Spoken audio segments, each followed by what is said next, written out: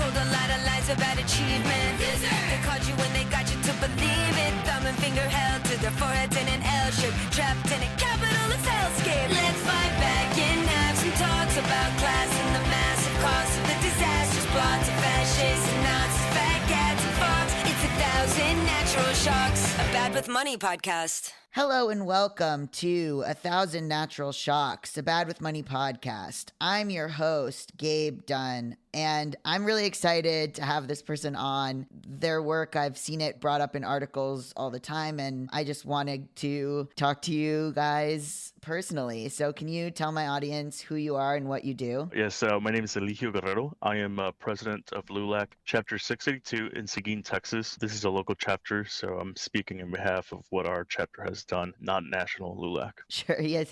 How did you get involved in the chapter near where you live, like the local chapter? Coworker. Really?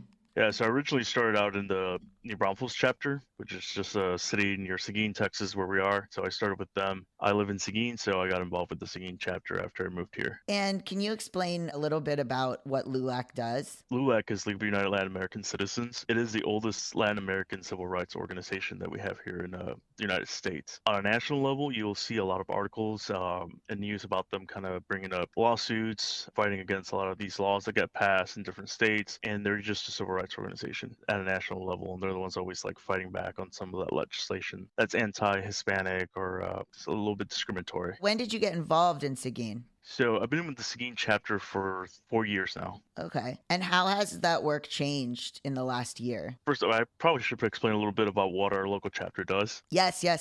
Yeah, so our local chapter has been mostly focused on two things that we have going on. First one is we have a community garden. So we have about 2 acres of land that we cultivate, plant food throughout the year, and it's open to the community so anybody can come in, and if they need some food, we'll have veggies, and throughout different seasons we'll have corn, potatoes, and stuff like that. So it is a little haven for community members to come by who are in low resources to some veggies and stuff like that. So that's one of the aspects that we do. The other thing we heavily focused on was scholarships. So we're in Seguin, Texas, but we do offer scholarships to Guadalupe County, so that includes several other cities. Our current chapter has been around for 50 years, and in those 50 years we have given $75,000 in scholarships, and each year since I've gotten involved we're trying to up that amount, and we've significantly increased the income that we get for scholarships. So this year we're giving out $17,000 to high school graduates here in the Guadalupe County, and that has been a big push thanks to a Cinco de Mayo event that we do here. So every year we put this 2-day festival. We bring music, food, lucha libre, we have dog contests, we have chancla throwing contests, we have a concha eating contest. So it's become a big thing here in our community because we really have pushed these last 3 years to make it a staple of Seguin. So that's something we're known for. We've raised a lot of funds through that Cinco de Mayo, and we're using all the funds to give back to the community. That's why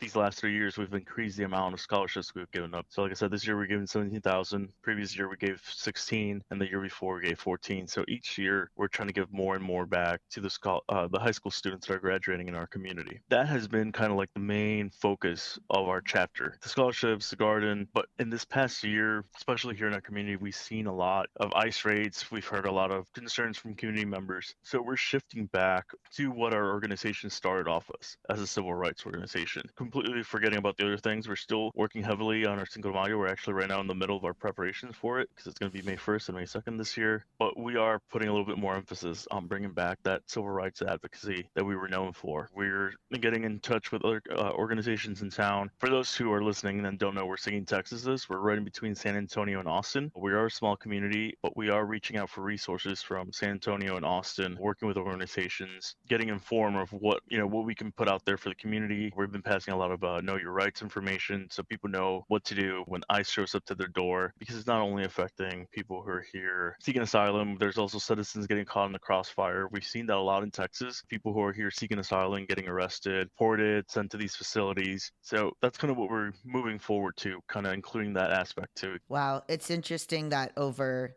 50 years we still are coming back to civil rights for Latinos? Like I said, we started because of civil rights. The history with the Seguin chapter here it's long. Our current chapter has 50 years, but LULAC overall was started in 1929 as a national organization. And then in 1930, we started our chapter here. Wow. And that chapter was like our first of three that went through Seguin. It eventually died down. Not really sure. We recently, like, so we had our 50th anniversary. We dig through the history. We found out that was one of the first chapters that started in Texas. It was very influential in the region. It helped start a lot of local chapters as well around us. Died down in the 50s. We started a second chapter, and then our third chapter, which was started in 1975 in May, which has been 50 years, started again for civil rights. There was a lot of discrimination and also legislation that was passed here in the area to kind of leave the Hispanic population out of voting and stuff like that. In 1975, LULAC got back together here in Seguin and really pushed to kind of push back on those legislation that was being pushed here in this town. I found your organization, specifically the Seguin chapter, mentioned in an article about the Dilley, Texas detention center, which is the one where they're holding families. Why were you guys out there for the protest, and what were you participating in? So the protest was actually put on by the national organization. Roman Palomares, who is our national president, Gabriel Rosales, who is the state director. They kind of put a notification out there. If there was any chapters in the area, they were going to go down to Dilley if anybody wanted to join. We had already been pushing that advocacy, so we decided to join them as well because stick together in numbers. So having a lot of those chapters down there is a lot significant. It shows the strength of LULAC and who we are. Can you talk a bit about what's going on there? For those who don't know, Dilley, Texas has one of the center for families. When they get detained, conditions are not that great. It became a big topic in the news because of Leon, the little boy that got arrested in Minnesota.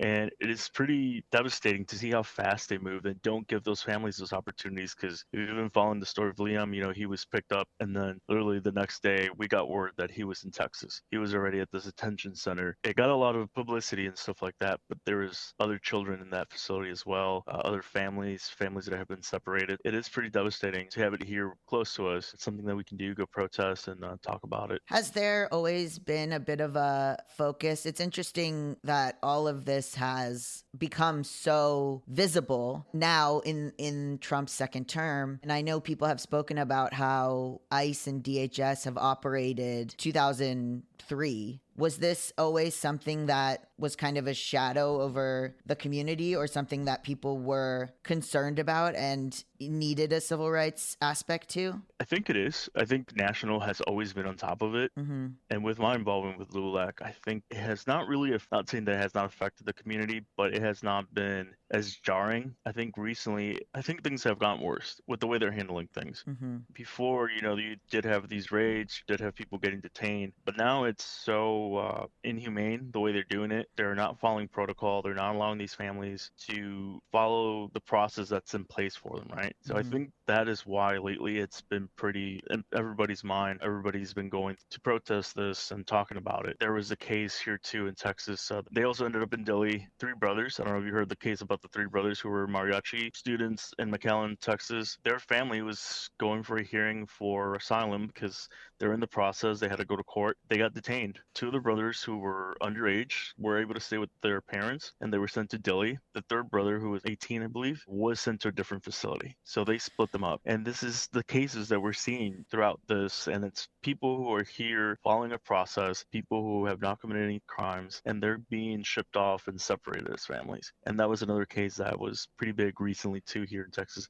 following Liam. The cruelty seems to be the point. Yes, that's the biggest thing, and I think that's why people have really gotten mobilized. It's always been there. These centers have always been here in Texas, but I think before it was not as horrible as they're doing it now. There's no humanity on it. They're not letting these people go through the process that's set in place for them. You hear about them getting picked up at courts, get picked up at schools, kids coming home not seeing their parents. They're just not doing things correctly. They're just kind of interfering and separating families. And yeah, it's creating chaos and cruelty. I think there's been so many things that have overwhelmed us. One of the things that has stood out to me that really was jarring and that I can't get out of my head with regards to Dilley is the throwing of the shampoo bottles or lotion bottles with notes on them. Can you talk about that a little bit? Protests at Dilley, when we went, we were not allowed to get close to the center. We were outside of the perimeter. We were nowhere close to the center. And this was been partly due because the week before there was another protest that was allowed to get a lot closer to the facility. It ended up getting escalated when there was a peaceful protest. Mm-hmm. Riot gear came out, they gassed them, they arrested people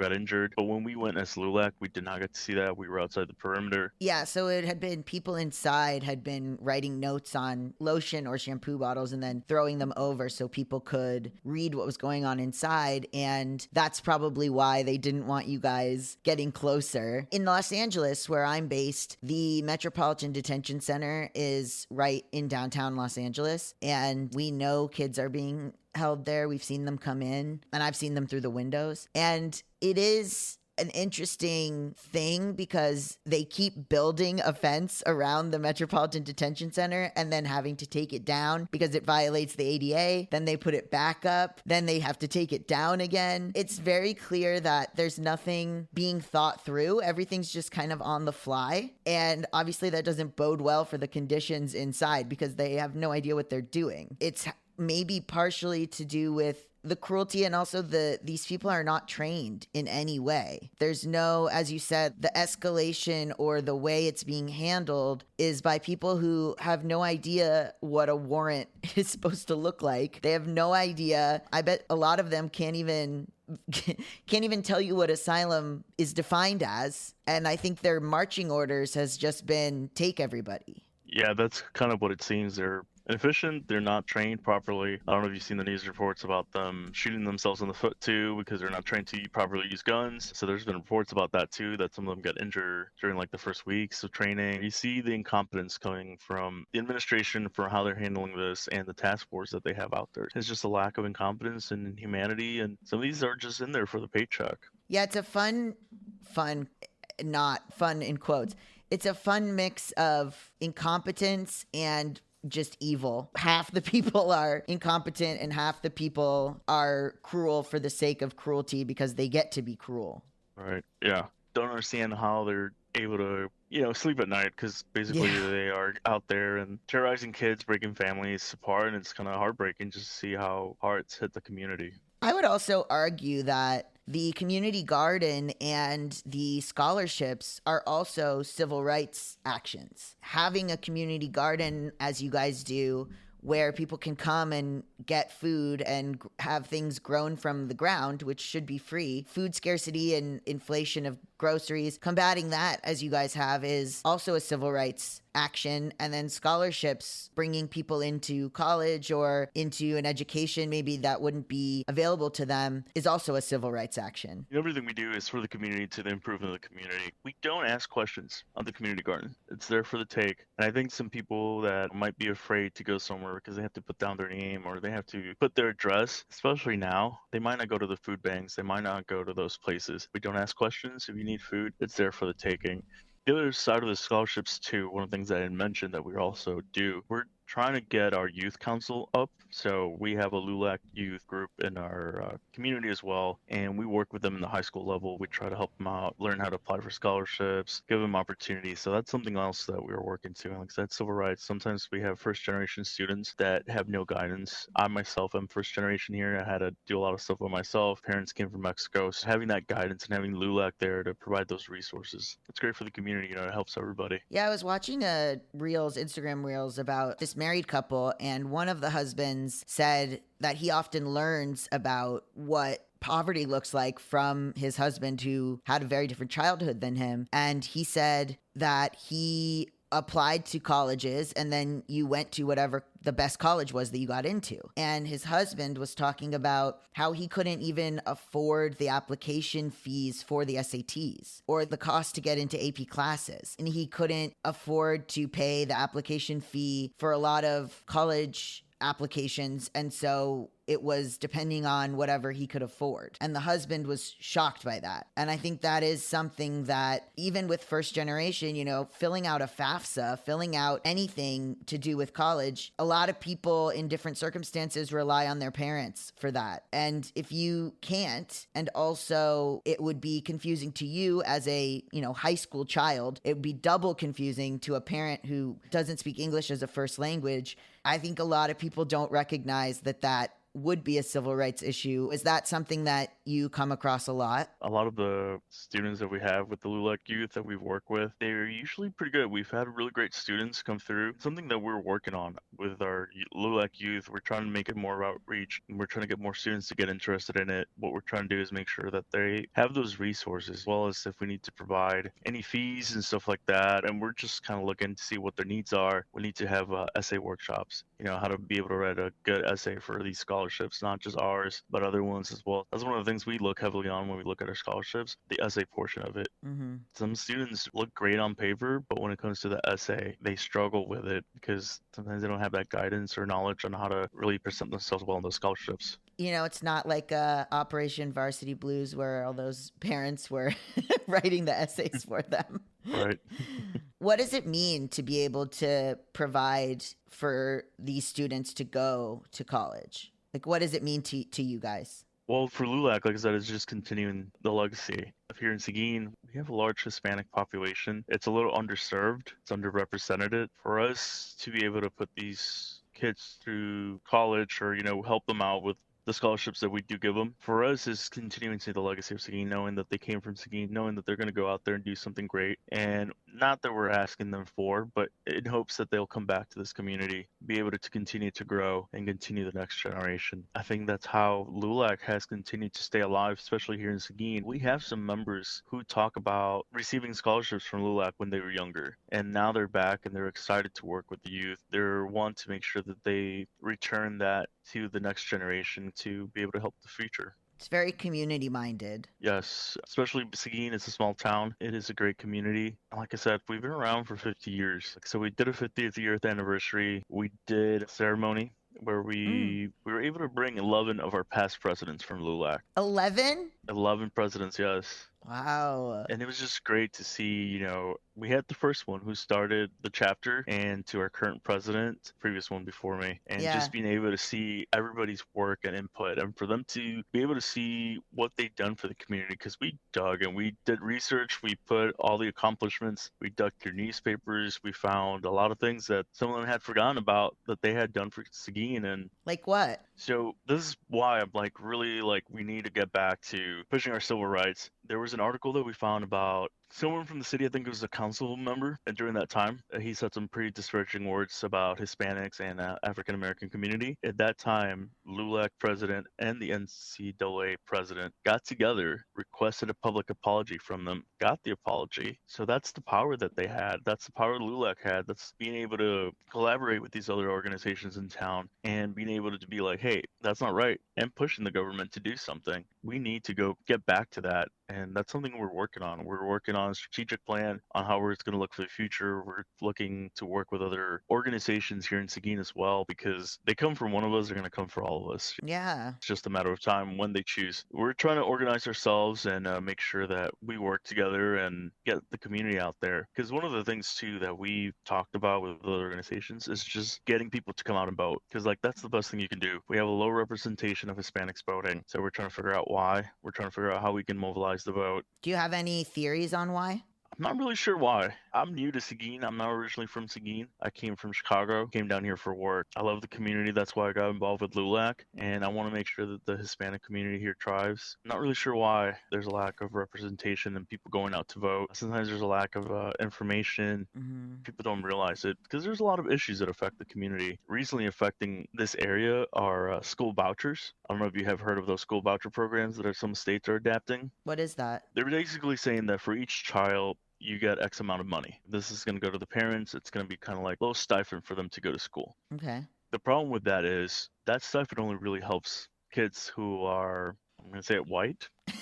Sure. They're using that money for private schools. So these kids are already going to private school. Now they're getting a little tax break, basically, a little money back for them to use it on those schools, on those private schools. But it gives the other kids an idea that like, oh, I don't like the public school. It's not working for us. We're going to take that stipend and we're going to use it to go to private school. The reality is that stipend is not going to be enough for a student to be able to afford a private school. There's no guarantee that that private school is going to take your kid. So there is that misinformation that sometimes people think, oh, I'm going to get some money. I'm going to be able to put my kid in whatever school I want to. I'm going to do something better. But with that, you're taking money from the public schools and just siphoning it over to private schools that don't need it. Those kids that are already going to private schools are going to stay in private schools. And the only thing that's going to suffer is the public schools. Wow. We've talked to people in the community, and some of the towns here in Guadalupe County and some of the nearby counties as well, they're rural farming counties. Right. There's no private schools nearby. They're going to have to send their kids out to the city, San Antonio, Austin, or somewhere nearby. And these are the kids that are getting affected, getting left behind because public schools are getting slashed because now someone has a voucher to go to a private school that they already can afford, that they're already paying, and it's not going to be enough for them to be able to afford to go away and go to the same private school with no guarantee that they're going to be admitted as well. So it's a short-term, quote-unquote, solution for something that should be a long-term investment in public education. Yeah, we need to invest in public education. They call it parents' choice. Listen, I went to private school, okay? And I learned nothing. And I will say, I went to a private school in Florida, so already we're behind the curve. Love you, Florida. Just did an episode about not making fun of Florida, even though I'm from there. So I went to a private school, but it was a private religious school. So when I went there, they were allowed to teach us whatever because we didn't have to meet any standards due to us being a private school. When I got to college, I didn't know shit about shit because all I learned was religion. So... Right, yeah. The idea that a private school is better, let me tell you, honey, it's not. Right, yeah, that's the other thing, too. There's no regulations for the private schools. There is no standards for them to be teaching what, we need to have these kids learn and stuff like that. So that's the other problem, too. Yeah, listen, did I know anything about European history? Absolutely not. Could I tell you everything about the Bible? Sure. Yeah, that's right. They're going to teach you what they want you to learn, right? That's how they keep these kids indoctrinated with some of these policies and stuff like that. So they're not going to teach you anything that's going to be useful for you. We could do a balance. I mean, I was like, come on, guys. I can't do everything around here. Deadlines are slipping. I can't just do it all on my own. I need to hire someone. I needed an editor. And I was scrounging. How am I going to find an editor? It was a chaotic mess over here. This is a job for Indeed sponsored jobs. I have personally used Indeed for years. I actually have been hired for 2 jobs off of Indeed. I was able to match my skills with jobs in my area. The only 2 times that I have been hired without any sort of in with the company was through Indeed. So I was pretty stoked to find the people I needed for this podcast and also to know that I could do that on a place where I have been hired. And if you're looking to hire someone, let's say you're the job looking to hire me, you can use Indeed sponsored jobs as a boost whenever you need to find quality talent. In the minute that I've been talking to you, companies like yours have made 27 hires on Indeed, according to Indeed data worldwide. That's cuckoo bananas. And so speaking as someone who has been on both sides of the hiring spectrum, Indeed has helped me in real life spend less time searching and more time actually interviewing candidates who check all your boxes. Less stress, less time, more results. When you need the right person to cut through the chaos, this is a job for Indeed sponsored jobs. And listeners of this show will get a $75 sponsored job credit to help get your job the premium status it deserves at Indeed.com/podcast. Just go to Indeed.com/podcast right now and support our show by saying you heard about Indeed on this podcast. Indeed.com/podcast. Terms and conditions apply. Need to hire? This is a job for Indeed sponsored jobs. Weight Watchers now offers access to affordable GLP-1s. It works for members like... I'm Haley, and I've lost 100 pounds. Weight Watchers has everything I need, from weight loss medications to nutrition support and help with my side effects. It's all in one place. Weight Watchers handles the insurance for you and offers affordable cash pay options. With our program, our members are losing more weight with expert nutrition and side effect support. I'm Mike, and I've lost 135 pounds. Weight Watchers prescribing GLP-1 medications. It's been life-changing. I'm Sharia, and I lost 80 pounds on Weight Watchers. I realized that it would take more than a prescription to lose weight and feel good on a GLP-1. Better results, expert support, lose more weight, make it last. I can't imagine doing a GLP-1 without Weight Watchers. Get started for as low as $25 at weightwatchers.com/GLP-1. Medications require eligibility and prescription. Patients on 15 milligrams of trizepatide had an average of 21% weight loss in a 72-week clinical trial when paired with diet and exercise. First month as low as $25 with a 12-month Med Plus plan. Does not include the cost of GLP-1 medications. It was a rude awakening when I got to college, which was also sort of interesting to say now because, of course, from that private school, it was like you had to go to college. But that was the other thing. It was to get their numbers up of like who went to college. So, Yeah, that's the problem with these school vouchers. when you mentioned the Seguin community being underserved, what do you mean by that? It's unrepresented. Seguin is 60% Hispanic, Mm-hmm. and we're not seeing that voting number at the polls. So that's kind of what I mean at underrepresented. I'm not sure 100% what the numbers are when we go voting. We're a heavily Republican county Mm-hmm. where the Hispanic population is 40. We also have the African American population be a large amount of the county, but it's still a red county and all the surrounding areas, well, where the voting is usually 60% Republican, 30% Democrat. Mm-hmm. Sometimes it's against the community's interest. The people that are making an effort to vote are of a certain economic class and also potentially probably just white. Yeah, that's correct. I mean, a lot of Hispanics sometimes Interesting. vote conservative. Yeah. I think a lot of Hispanics do. But as far as what we're seeing on the voting polls, like I said, I don't have exact numbers. I wish I would have looked that up for you. But we do have a little bit of underrepresentation when we go to the polls. When I've spoken to friends of mine who are Latino, because I'm not, some of them have said that they don't vote because it's never materially changed anything in their lives, which is kind of an interesting view because things I think do change, as you mentioned, like it doesn't serve the community, these things, but there seemed to be kind of in some people that I spoke to, and again, there's probably maybe 10 people I've asked this question to of various economic classes who are Latino, and they said that they just don't feel that anything about it materially changes their lives because they're not listened to anyway. I think there is that feeling. It's not going to help if they don't go vote, right? Right. Especially it's a little harder in Texas with the way things are here. We're a red state. Governor himself is pushing a lot of these policies that are kind of negatively affecting the community in it for himself. From what it seems like, always aligning himself with Trump and stuff like that. There's a lot of stuff that affects the community, and like I said, vouchers is one thing. There are others. And I think people do feel like, nothing's changing for them. But at the same time, we need to educate them with the things that are changing to make sure that they can see the progress. And I think that's part of that education that we need to advocate. Listen to people, see what they need, make sure that they know what they're voting for and these legislations, and to make sure they call representatives because their voices can be heard, but they just need to be loud. It's so hard because they're not wrong. Like, it's so hard to get a disenfranchised group, a marginalized group, a group that has experienced systemic violence. It just compounds. And so I do understand this feeling of they don't care what I have to say anyway. It's such long-term hard work for organizations to counter that. I admire everything that your group and that the Black organizations that you partner with, or, even I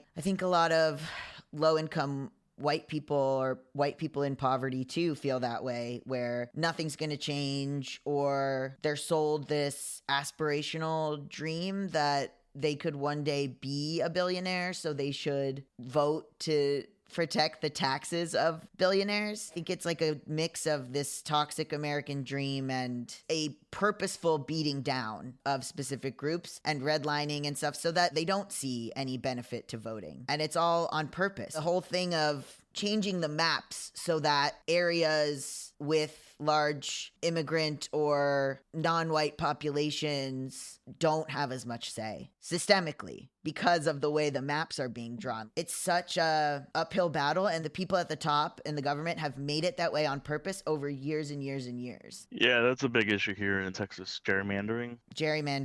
If you look at our Texas map, you will see some crazy shapes. Currently, for U.S. House of Representatives, Seguin is split in half. I believe that was the last map as far as what district will get representative. Seguin is 40 minutes east of San Antonio, and our district stretches as a thin little line all the way to the border. What? Yes, our district is in a weird shape, and a lot of districts have been as well. And it's just to kind of minimize that vote. On a recent map that I saw was between Austin and San Antonio, there's a highway 35. Mm-hmm. There's a district that basically just encompasses a little bit of San Antonio, goes up Highway 35 and to Austin. And that does not make any sense. It goes through so many communities that have different needs. Austin and San Antonio themselves are completely different, but it takes a little bit of Austin, a little bit of San Antonio, and a little bit of all the cities in between just to make these gerrymander maps in hopes for them to win more seats and stuff like that. That's another thing too that we're fighting with. It's just all this gerrymandering, especially in a red state. They try as they can to really disenfranchise a lot of the people that they know will vote against this. You've probably heard all this crazy stuff coming down from Texas, book bans, drag bans. The recent one that really has sparked a fight between everybody and everybody has been united on has been the wall on the Big Bend National Park. I don't know if you're familiar with Big Bend. No, can you explain the wall in Big Bend? Big Bend is a national park here in Texas. It is a really beautiful desert, mountainous area. Any national park, it belongs to the public.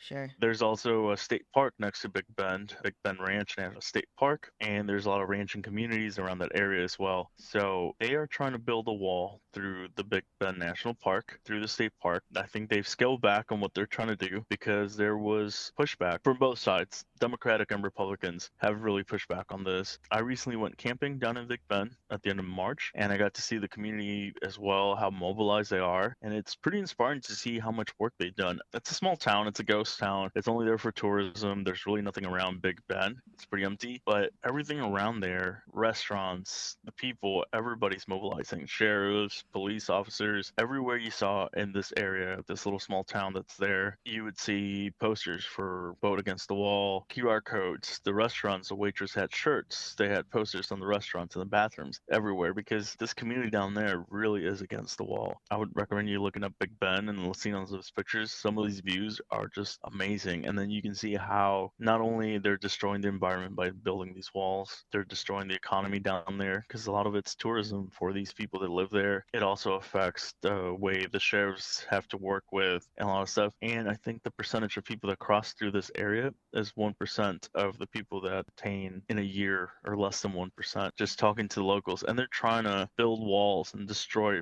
large sectors of nature just because they have this idea that if they put this wall all around through the Mexican border, it's going to do something, but it is just completely destroying nature and violating people's rights. Wait, the park goes through Mexico, so they're putting a wall to separate it? Yeah, so the park's actually on the border. So if you know the Rio Grande, one side is Mexico, the other side is the state. So you literally, when you go to this national park, it's on the U.S. side, but the river is basically the edge of the park. Yeah. You can kayak on that river, and you basically are right in between the U.S. and Mexico. As you hike and you see that, you can see the other side. That's beautiful. It is, yeah, and you can see how two countries can coexist, especially through nature. And really, the only thing there splitting both sides is just the river. But in some areas, Mexico's right there, like a hand stretch away. That community has come together. So like stuff like that is pretty motivational to see how we can come together and stuff like that. But we kept getting separated in other issues because of ignorance and lack of information. But Big Bend is one that has really put a lot of Texans together on both sides of the political spectrum. Wow.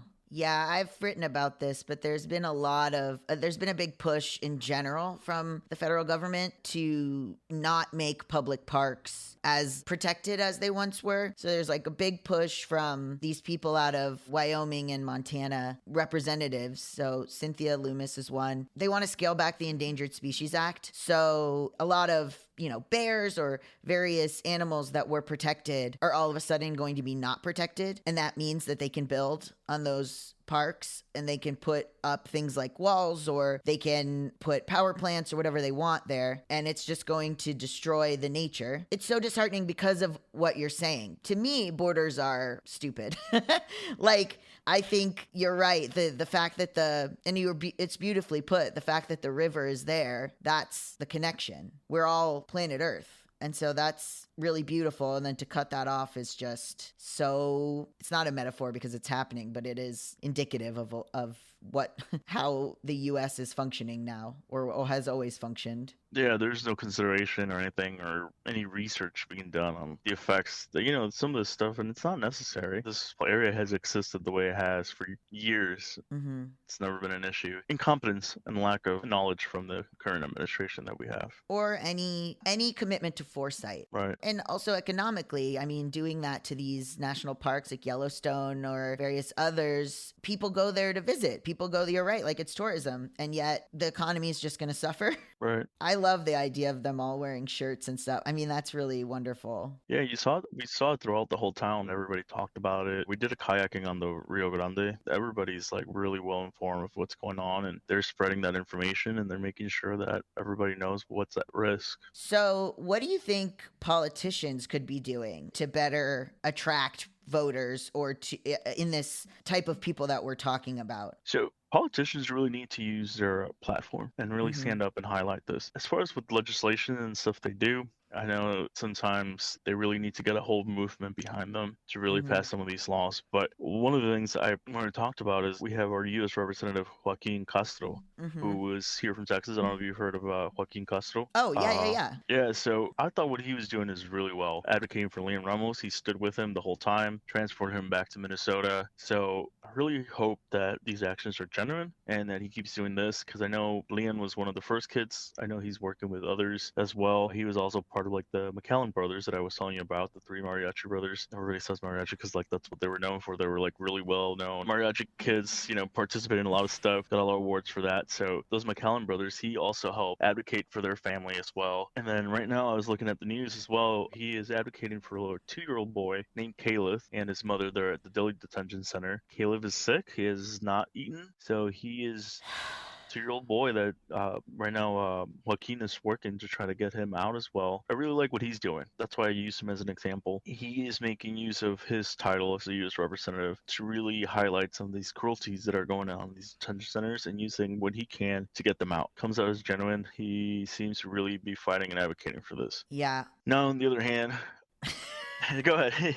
No, please. I was going to say, on the other hand, there's another representative, Monica de la Cruz, who I see it as performative, jumping on the bandwagon. She's a Republican U.S. representative for, well, I think she used to be our representative, but things got gerrymandered. I don't think she's on our district anymore. Okay. But I think she might be part of Seguin. But she also was there with the McAllen brothers. And to me, it's just a picture, She is just there to take advantage of the current situation and people talking about it because I think McAllen is part of her district. So she was there advocating for them, and she was there when they got released. But at the same time, you see pictures of her next to Trump and talking about how great he's doing, and she's posting this on her social media. So for me to see her supporting someone that's the reason for these policies and the reason these people are at these detention centers, why these people are being separated, and then going and taking a picture with them, it is just insulting. It's just performative. She's running for re-election, and now she's worried about these people. Now she's trying to make herself look like she's doing something for the community when she doesn't care.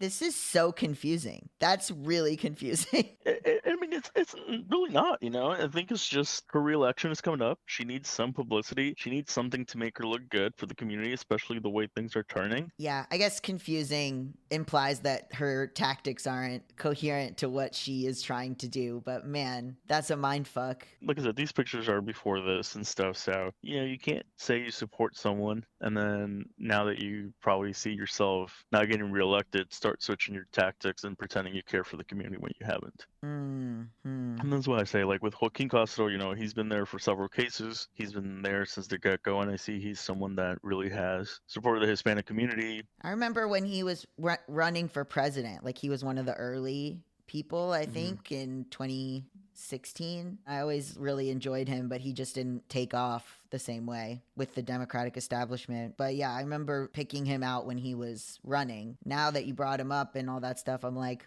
would he run again? Yeah, I mean, we do need some good candidates to run and stuff like that to change things, especially on the immigration front. I'll give him a call. I'll let him know. Just call his office. Be like, guys, I don't know if you're planning this, but I have some thoughts. I mean, it'd be great. I mean, we do need some. We need some representatives and or some representation for this Hispanic community, right? Yeah, they need the old podcast bump, which is sort of so much power that I have over here. Well, if you could leave my audience with something or how to help or next steps or whatever you would love for them to know, what would you leave them with? everybody should know that they have a voice. There's a lot of stuff that they can do to help out with the current situation. Joining organizations like LULAC, going out to protest, calling your representatives, holding them accountable when things happen. If you can't do that stuff, and I know sometimes people are afraid, you can support people that are doing that. We have some members that don't put their face or name out there, but they're in the background doing research. They're working for us and getting us information and contacts and stuff like that. So don't feel like you can't do anything. There's a lot of stuff you can do. Sometimes it's just as simple as providing a meal for a neighbor. Your actions and your voice is a lot more powerful than you really think, especially during these times. It's good to come together as a community, support your neighbors, and just go out there and vote. I think that's the most important thing. Just make sure you vote. That's your most powerful action you can do, especially during this time. Yeah, I like that about you don't have to put your face out there. You don't have to be the loudest voice, but you can participate without being a figurehead. Right, yeah. And it's just as important, if not more important. I actually probably think more important. I just have this platform, so I'm like, let's go. But people that are doing the research or working in the community garden or making sure that the scholarships are taken care of, just as important, if not more. Oh, yeah. I mean, everything helps. Everything counts. I don't know how to grow anything. And, you can always just go out there. I'm pretty sure they would love to help you teach you. Teach me? Teach you. Some of the things we've brought up is, having some classes out there, teaching people how to start their own garden, teach the kids. Oh, yeah. We're trying to grow. And, this is kind of where we want LULAC to be. Like I said, we've lasted 50 years. My goal as president right now for LULAC is to make sure we're around another 50, restructure it, re-strategize what we do, programs for the youth, so we can keep growing as LULAC, leaving that legacy in the community. Thank you so much for joining us. Where can people find you and or more about LULAC? So for our local chapter, you can look us up. We're on Facebook and we're on Instagram, and you can look up our website. We will come up as LULAC Seguin Council 682. Thank you so much. All right. Thank you. Thank you for listening to 1,000 Natural Shocks, a Bad with Money podcast. This is a noted bisexual production, edited by Allie Mims. Logo art by Dakota Becker. If you like the show, please consider subscribing to the Substack, 1000naturalshocks.substack.com. The Substack has episodes of this show ad-free and also videos and also my original writing. It would mean so much to me if you would subscribe, even as a free subscriber. But a paid subscriber really allows me to keep doing this work, and I can't do it without you guys. Thank you so much. Okay, love you. Bye.